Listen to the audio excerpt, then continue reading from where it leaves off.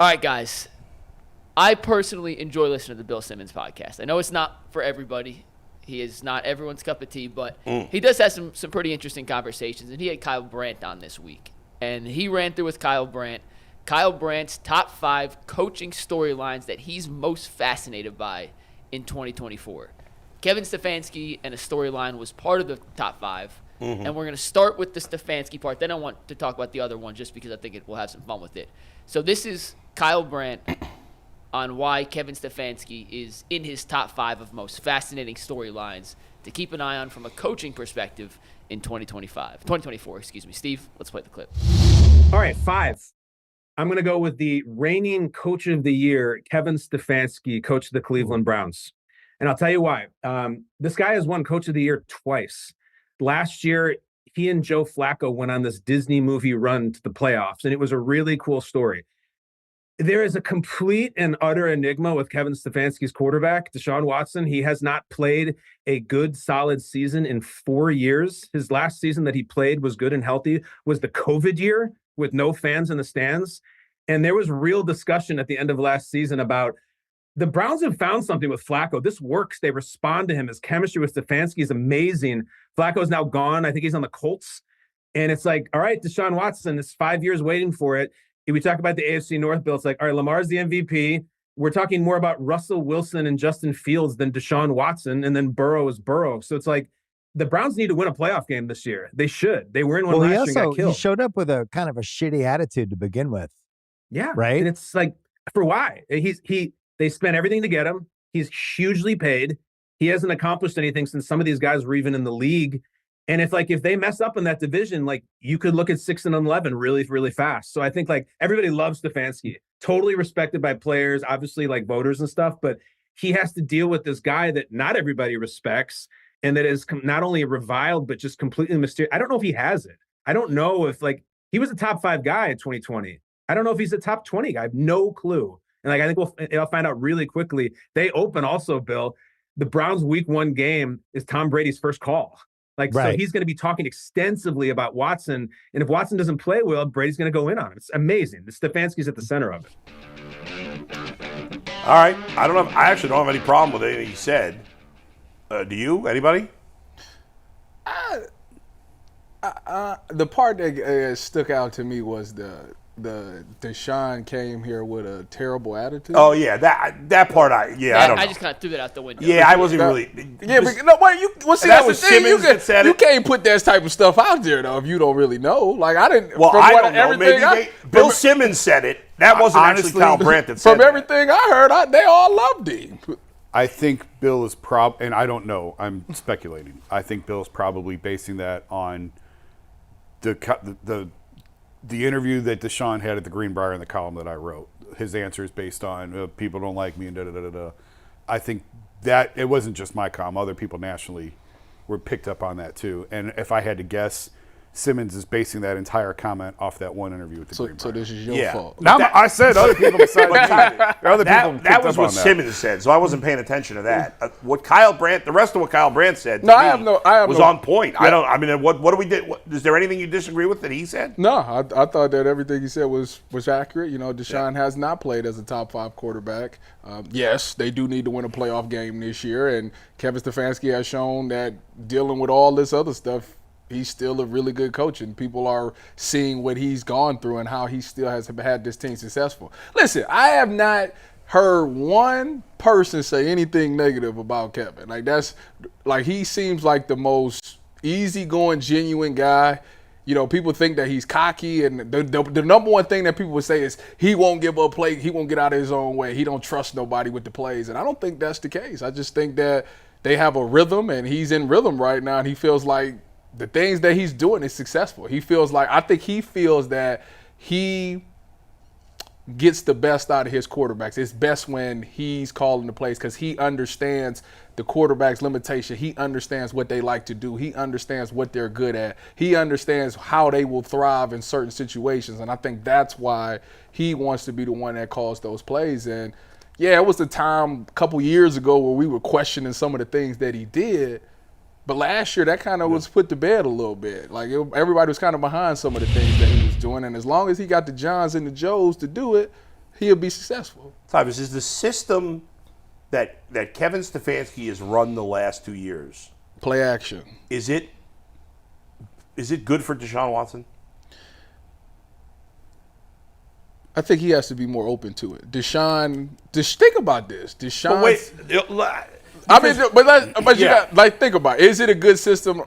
Any system that Kevin has run has been successful for whatever quarterback has been willing to do what Kevin's done. We heard Joe Flacco last year. Yeah. They was like, Joe, how are you making all these great plays? He said, talk to Kevin. Kevin's the one doing it. Well, but here's what I would say. And again, this is coming from someone who has been a huge Kevin Stefanski defender and supporter. Defender when people were being critical in past years and supporter the whole time.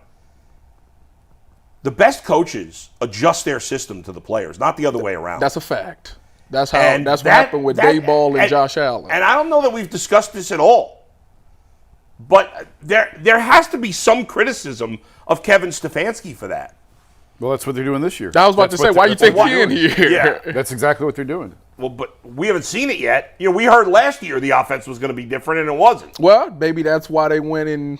Maybe that's what the overhaul on the offensive staff was about. You can't fire Kevin because no, I'm not saying Kevin's fire. great. He's a great play caller.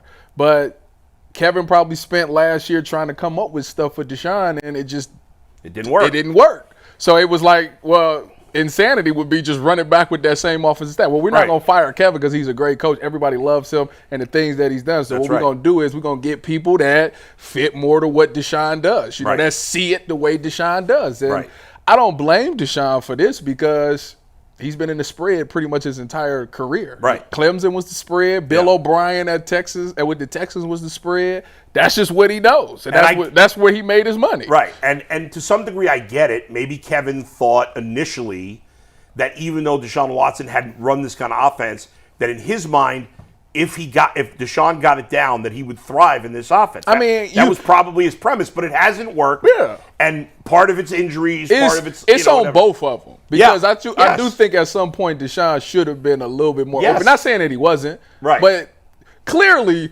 when they went to meet with Deshaun, Kevin and Deshaun had a film session. Yeah. And I'm sure Kevin was like, listen, let me show you these plays right here. This is what you're going to look like. And when you think about it, it's a play-action boot team. You think about Deshaun Watson. All right, we're going to run the ball to Nick Chubb. These defenses are going to start biting on Nick Chubb. Now we're going to turn it into a play-action. You got your tight end on the over route. You can hit David Njoku, and they're going to start – what's going to happen is now these linebackers is going to start playing that. If they playing that, nobody's playing you. So you got the legs, pick up the thing. We should always be pushing the chains forward, no matter what. We should get the chains moving forward.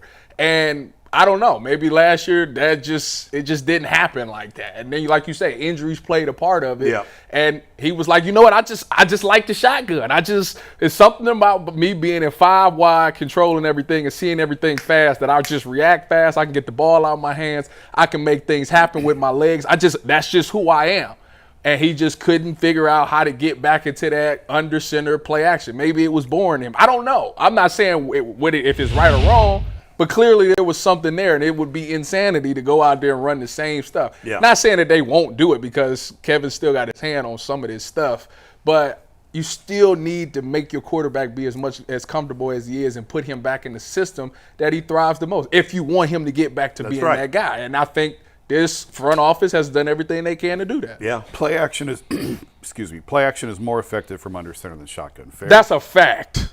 Can you still do it? Yeah, you can run it. Yeah. But it's not It's more RPO, though. Yeah. It'd be more effective when you run that RPO and you get that linebacker to step up. See, now he gotta step up to it. And if he step up, now you pull it and you can throw the ball behind him. Like that's what he thrived at, RPO systems, which I'm sure when we talked to Zach on Tuesday, he was like, a lot of the stuff is short, quick game throws. Well, they better put RPO in it so you can get that linebacker out there, throw the ball behind him. You got Jerry Jeudy, Amari Cooper, Elijah Moore. All these guys thrive with yards after catch. So get the ball in their hands, let them be an athlete and pick up those yards those ways.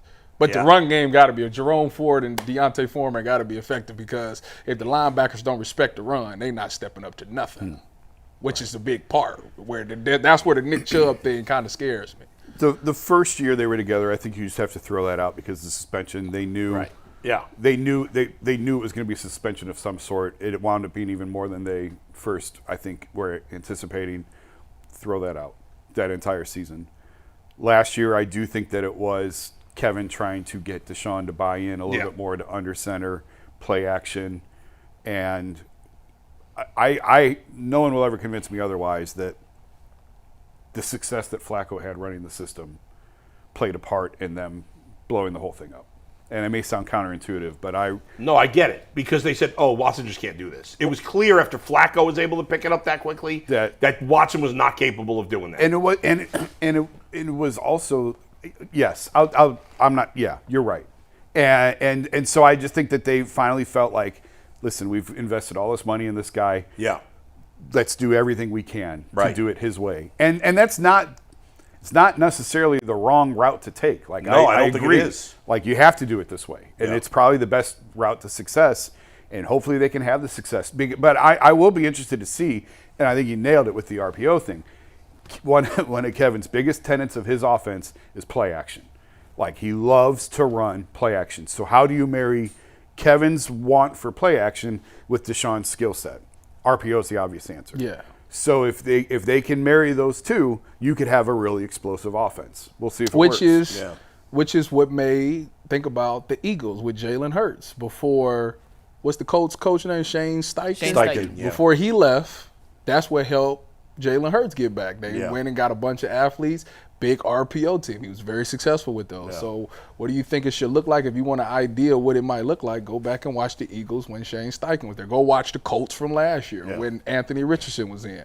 You get those athletic quarterbacks, that RPO, because if you fake the run, and you don't want to throw that, you can still take off with your legs. Lamar, obviously. Yeah, like, That's what they're gonna even do in Lamar. Washington with Jaden Daniels this year. So it's a big component, and I'm going to tell you right now, for a nickel, I've played nickel, and I've been around linebackers. That RPO stuff, boy, it puts you in a bind. It really does. Because the one that gets you the most, it ain't even the slant that kill you. It's when they run them speed outs from the inside. Oh my goodness!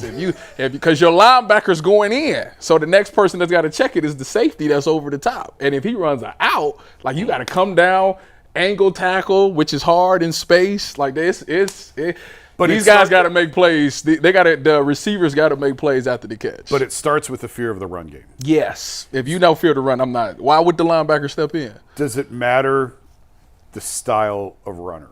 Because I'm thinking like Nick versus Jerome when Nick's back. Like, it doesn't matter the style of run. You just have to fear the back. Yes. I mean, obviously, you would fear maybe the bigger back. If it was Derrick Henry, you better get down there because he's going to run me over. But if it's a shifty back, I mean, you can still get whoop in the hole. So, like, you still got to go in there and close the space. That's how you stop athletes. You close the space and give them no room. Man, I feel like I need to be back on the board.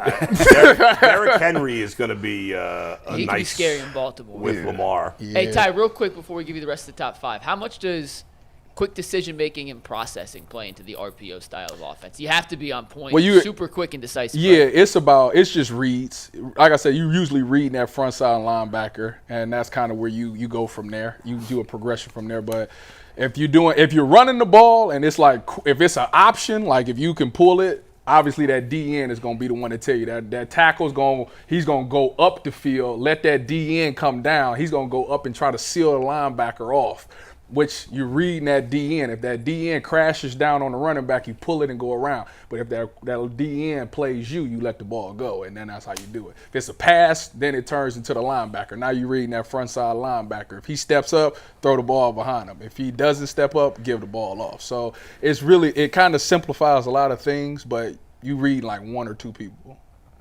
All right, Mikey. So Kyle Brandt had 5 burning questions or whatever it was just his 5 most fascinating coach storylines. Right. Stefanski and can he make it work with Deshaun was number 5. You're going to play the other clips for us? No, I'm just going to tell you guys what it is. Oh, If you want to talk about any of them, we can talk Go about ahead. it for a sec. Yeah. Number 4, he talked about Jim Harbaugh coming back to Los Angeles and being heralded as a god. Well, you got to prove you're as good as the hype and the expectations are in year 1. Mike Tomlin, can you win a damn playoff game, was his exact words. You've gotten there. You're over 500. Steelers fans don't want 500. They want playoff wins. Robert Saleh was number 2. Are you a good coach? There's no statistical evidence that states you're a good coach. You've gotten an extra year now. You have all the pieces and the talent on the roster. Are you a good NFL coach? We'll get that answer. And number 1, Mike McDaniel, is it all flash and no substance? Will it actually work when you have to win? Yeah. Or is it just a fun storyline that's going to win you some regular season games, but come playoff time, it will fail and crumble in catastrophic fashion? So those are the 5 storylines he thought were most interesting from a coaching perspective. You want to touch on any of the other ones real quick? I think they're all. The Tomlin thing doesn't really do anything Tomlin for me. doesn't do it for me. The other 3 are all interesting. I think he missed a big one in Nick Sirianni.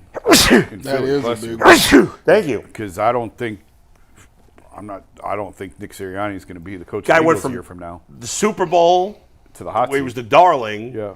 To look to raccoon eyes in the hot seat. I don't know what's happening. Any time the front office fires your OC and your DC, You're next. You're next. Yeah, I mean, right. think about it. That's what happened with the Chargers with Brandon Staley. Yeah. You know, they fired the OC and the DC. Stuff didn't change. The next thing was him. So Sirianni is very much in that category. I would take Tomlin off that list. That doesn't excite me. I think the Harbaugh thing is interesting. I think everybody's just assuming that the Chargers will be really good, but look at their skill positions. They probably have the worst skill position talent in the league. Yes, bad. Their number 1 running back is Gus Edwards. Or J.K. Dobbins. Go Bucks. Yeah, but I mean, he's never been able to stay healthy. Go Bucks. Go Bucks. Who's their number 1 wide receiver? Josh Palmer? Josh Palmer and Lad McConkey. McConkey, the rookie. He's a rookie, so maybe he's going to be good. I don't know. I mean, he seems like he's one of those possession receivers. He can make plays. They gonna run the ball anyways. I mean, it's Jim Harbaugh. Like they want to run the ball. How do you have Justin Herbert and not give him? Yeah. Well, weapons everybody than thinks they're that. going to run a ton this year.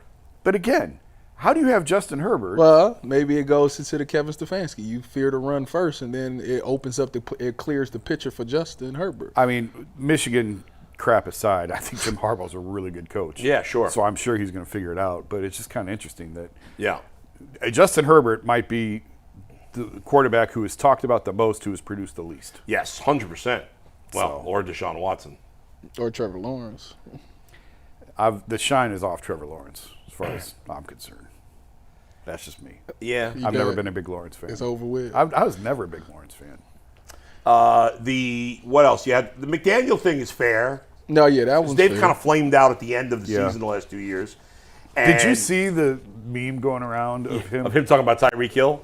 No. No, Baby it was mama? Miami drug lord. Yeah, that's good too. First day Best Buy Yeah. associate manager, assistant manager, and now Miami kingpin. Two years in Miami can do anything to anyone. That was hysterical. There's also a video of him, I don't know how they did this, AI or whatever, of him talking about the 82 baby mamas that Tyreek Hill has. I saw that. And all Yeah. those Yes, kids. AI. Let me tell you, AI, It's scary. it is Disturbing. It caught me like a couple weeks ago. I got trapped in something that I thought was real, and I sent it to a couple people. I'm like, "Would you look at this?" And then it was like, "Oh, never mind. It's AI." Yeah, like it's messed up. Yeah, It's messed up. We're gonna get And burned the on Robert that. Saleh thing, I mean, what do you think about Robert Saleh, that Tyvis? He was Great, your coach, wasn't he? fantastic coach. He's not Fantastic coach. I don't think he's a head coach. He's a great coach, Yeah. great storyteller, great motivator. I really believe that the Jets are going to pull it around. I'm pulling for Robert Saleh. That's a very genuine, authentic guy that a lot of people would play for. So have no beef with Robert Saleh. All right. Runner up, Really cheering in for Cleveland. him. Runner up in Cleveland, Yeah. Kevin, for that right. job. And I'm sorry, y'all. I'm fired up. My homeboy just won his case, and he just What kind of case? he just won his case.